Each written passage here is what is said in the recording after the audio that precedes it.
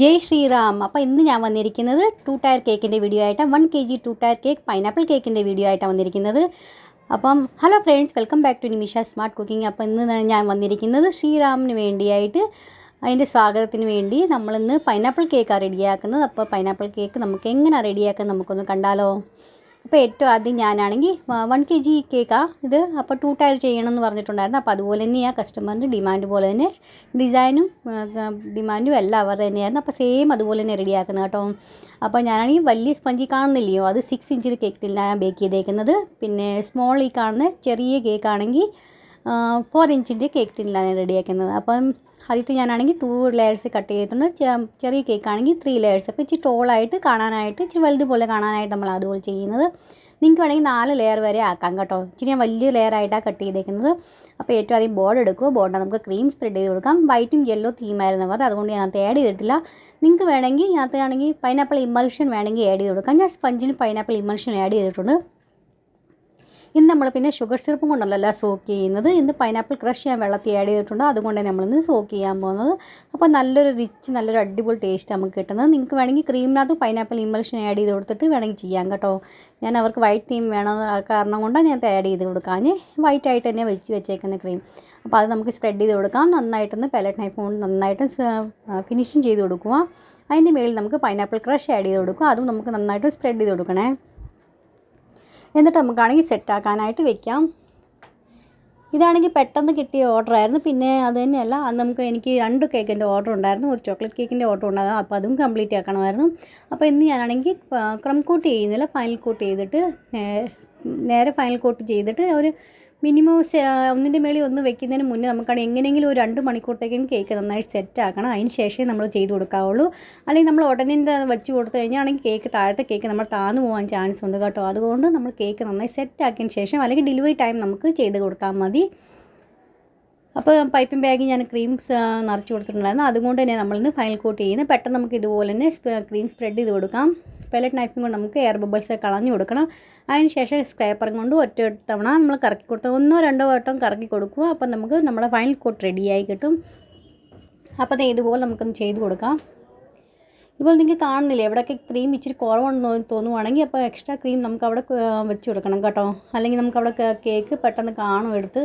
അത് കാരണം കൊണ്ട് അതേ മേളിൽ കൂടെ നമ്മൾ ഇതുപോലെ എയർ ബബിൾസ് കളയുക.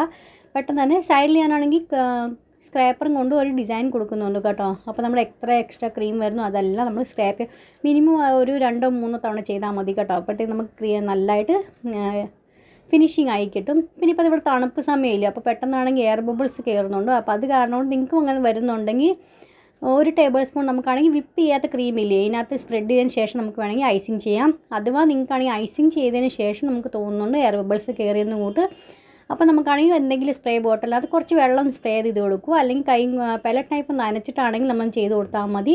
പെട്ടെന്ന് തന്നെ നമുക്ക് ഫിനിഷിങ് ആയി കിട്ടും. ഒത്തിരി വെള്ളത്തോടെ ചെയ്ത് കൊടുക്കല്ലേ, കുറച്ചൊന്ന് പെലറ്റ് നൈഫ് വെള്ളത്തിൽ മുക്കി കുടഞ്ഞതിന് ശേഷം വേണം ചെയ്ത് കൊടുക്കാനായിട്ട്. അപ്പോൾ അത് നമുക്ക് ഐസിങ് കഴിഞ്ഞിട്ടുണ്ട്.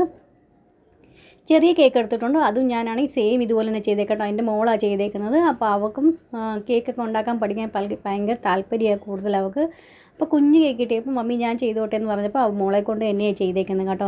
ഇനി ഫൈനൽ ഐസിങ് ഒക്കെ ചെയ്തിട്ടുണ്ടായിരുന്നു. പിന്നെ ഈ ഫിനിഷിങ് ചെയ്യുന്ന പണി മാത്രമേ എൻ്റെ ഉള്ളായിരുന്നു. ബാക്കി മൊത്തം മോൾ തന്നെ ചെയ്തിട്ടുണ്ടായിരുന്നു.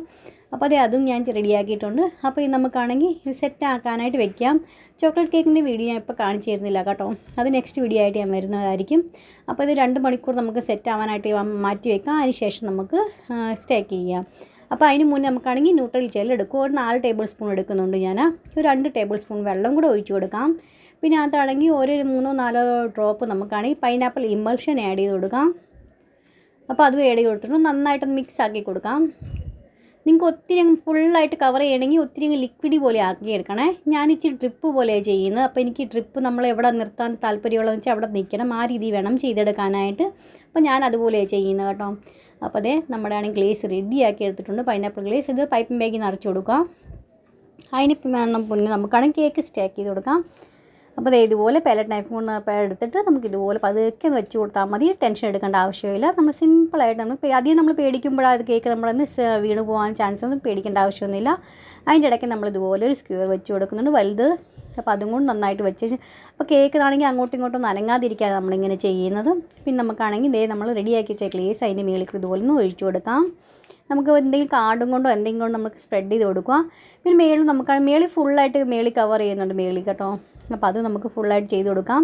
പിന്നെ നമുക്ക് ഡ്രിപ്പാക്കി കൊടുക്കാം. അത് കണ്ടോ, നമ്മൾ ഡ്രിപ്പാക്കി കൊടുക്കുമ്പോൾ നമുക്ക് എവിടെ നിർത്താൻ താല്പര്യമുള്ളതെന്ന് വെച്ചാൽ അത് അവിടെ നിൽക്കണം. അങ്ങനെ വേണം നമുക്ക് ചെയ്യാനായിട്ട്. അപ്പോൾ എന്നാലേ കാണാൻ നല്ല ലുക്ക് വരത്തുള്ളൂ. ഇതേ കണ്ടില്ലേ, എൻ്റെ അതുപോലെ തന്നെ നിൽപ്പുണ്ട്. അപ്പോൾ നല്ലതായിട്ട് വന്നിട്ടുണ്ട് കേട്ടോ. ഇനി നമുക്കാണെങ്കിൽ മേളിൽ ഒരു ചോക്ലേറ്റ് ഡെക്കറേഷൻ വെച്ച് കൊടുക്കണം. പിന്നെ ആണെങ്കിൽ ഓപ്പൺ സ്റ്റാർട്ട് ടിപ്പ് നോസിലും കൊണ്ട് ഞാനാണെങ്കിൽ താഴെ ഒരു ബോർഡർ ഡിസൈനും കൊടുക്കുന്നുണ്ട്. പിന്നെ ജയ് ശ്രീറാം എന്ന് ഞാൻ ചോക്ലേറ്റ് ഇതും കൊണ്ട് തന്നെ നമ്മൾ എഴുതി കൊടുക്കുന്നത്, ചോക്ലേറ്റും കൊണ്ട് തന്നെ. അപ്പോൾ അങ്ങനെ നമ്മുടെ pineapple cake 1 kg 2 tier cake നമ്മൾ റെഡി ആയിട്ടുണ്ട്. ഫ്രണ്ട്സ്, നിങ്ങൾക്ക് എങ്ങനെ അതിൻ്റെ റെസിപ്പീസൊക്കെ ഇഷ്ടപ്പെടുന്നുണ്ടോ ഇല്ലയോ എന്ന് അറിയിക്കുക. ഇഷ്ടപ്പെടുന്നുണ്ടെങ്കിൽ ഫ്രണ്ട്സിനും ഫാമിലിക്കൊക്കെ ഒന്ന് ഷെയർ ചെയ്ത് കൊടുക്കണേ. പിന്നെ ഇതേവരെ പുതിയ കൂട്ടുകാർ സബ്സ്ക്രൈബ് ചെയ്യാത്തവരും സബ്സ്ക്രൈബ് ചെയ്ത് സപ്പോർട്ടും ചെയ്യണേ. അപ്പോൾ നാളെ നല്ലൊരു അടിപൊളി വീഡിയോ ആയിട്ട് വീണ്ടും കാണാം. അതുവരെ എത്തിക്കും. Bye friends, thanks for watching.